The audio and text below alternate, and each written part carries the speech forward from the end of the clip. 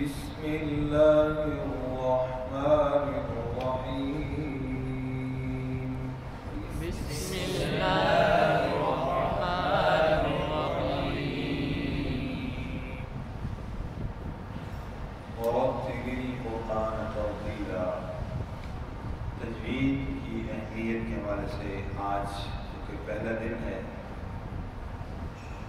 18 اکتوبر سے داخلہ کی ترتیب شروع کی اور آج 23 اکتوبر ہے 2023 اکتوبر 2023۔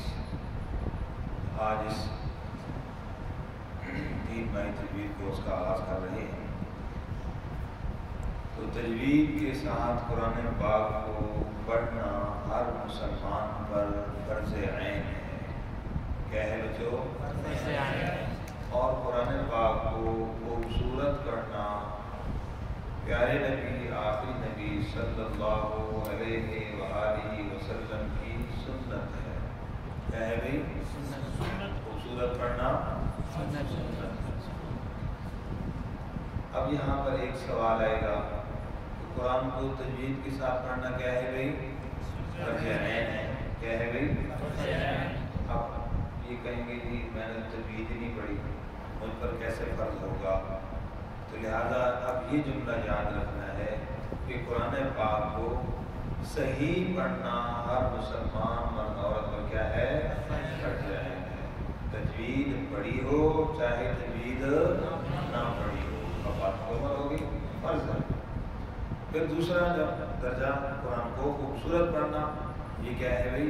ہمارے نبی صلی اللہ علیہ وسلم کی سنت ہے۔ ٹھیک ہے؟ تو اب قرآن کو جو صحیح پڑھنا فرض عین ہے۔ جیسے نماز کے حوالے سے بھی دیکھا جائے تو اتنی تجوید بھی سیکھنا فرض ہے، لیکن کئی دوست یوں غلط فہمی کا شکار ہو جاتے ہیں، وہ سمجھتے ہیں کہ قرآن جو صحیح کرنا فرض ہے نا، بس وہ فرض نماز کو فرض درجے کی نماز کو صحیح کرنے کے لیے شاید فرض ہے، لہذا اگر کسی نے 10 صورتیں صحیح تجوید کے ساتھ صحیح کر لی تو اس کا فرض پورا ہو جائے گا۔ اور کئی دوست یہ کہتے ہیں جی بس میری اتنی صورتیں تو ٹھیک ہے، جب میں نماز میں پڑھانی ہوتی ہے یہ پڑھنی ہوتی ہے۔ تو اس کی یہ جو اشکال ہے، یہ جو غلط فہمی ہے، اس کا جواب حضرت قاری رحیم صاحب پانی رحمۃ اللہ علیہ کی کتاب جزری کی شرح العطایا وہابیہ، اس میں حضرت نے لکھا کہ قرآن کو صحیح پڑھنا یہ نماز کا فرض نہیں ہے، بلکہ قرآن کو صحیح پڑھنا یہ تجوید کے ساتھ پڑھنا مستقلاً تلاوت کا فرض ہے۔ کس کا فرض ہے بھائی؟ ہر وقت جب بھی قرآن کی تلاوت کریں گے تو اس کو صحیح پڑھنا آپ کے اوپر فرض ہے، یہ نہیں کہ صرف نماز کے لیے چند صورتیں صحیح کر لیں۔ تو بہرحال یہ جو غلط فہمی ہیں ان سے ہم نے اپنے آپ کو نکالنا ہے اور اپنی غلطیوں کی اصلاح کرنا ہے۔ اور غلطی کسے کہتے ہیں؟ اب حافظ ہوتے ہیں اکثر دوست، تو وہ جب رک جاتے ہیں جہاں پر بھول جاتے ہیں اس کو غلطی سمجھتے ہیں، حالانکہ وہ بھول ہے۔ غلطی کسے کہتے ہیں؟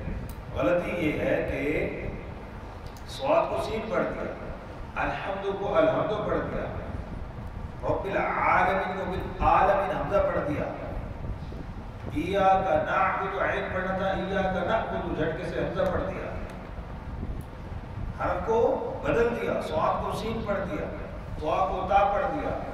تو حرف بدلے گا تو معنی بھی بدلے گا، تو حرف بدلے گا تو معنی بھی، اور یہ گناہ ہے۔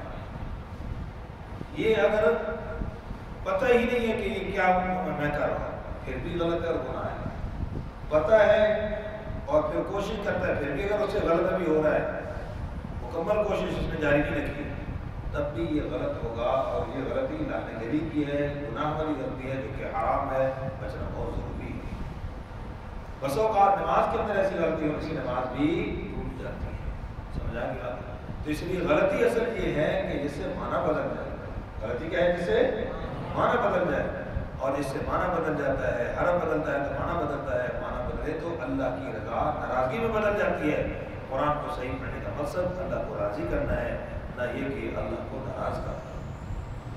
بہت سی باتیں میری سر ابھی آتی رہیں گی، آج سے ابتدائی طور پر عرض کر رہا تھا، تو میں مختصر خلاصہ تک یہ عرض کرتا ہوں کہ ہر مسلمان کو، حافظ ہو، قاری ہو، عالم ہو، عام بندہ ہو، ہر مسلمان کو کم از کم اتنی تجوید صحیح کرنا ضروری ہے کہ جو یہ حدیث شریف کا مفہوم ہے، رب قارئ للقرآن والقرآن یلعنہ، کئی قرآن پڑھنے والے ایسے ہیں کہ وہ قرآن تو پڑھتے ہیں پر قرآن ہی ان کے اوپر لاگو کرتا ہے۔ تو کم از کم اتنا قرآن کو ہم صحیح کرتے ہیں، ہم میں سے ہر ایک مسلمان، کہ کم از کم قرآن کی لعنت سے تو بچ جائیں۔ زیادہ لیول، اونچے لیول پہ ہم نہیں سیکھ سکتے، کوئی بات نہیں، اتنا قرآن کو صحیح کرنا تو کم از کم سیکھ لیں کہ قرآن کی لعنت سے بچ جائیں، اللہ کی ناراضگی سے بچ جائیں۔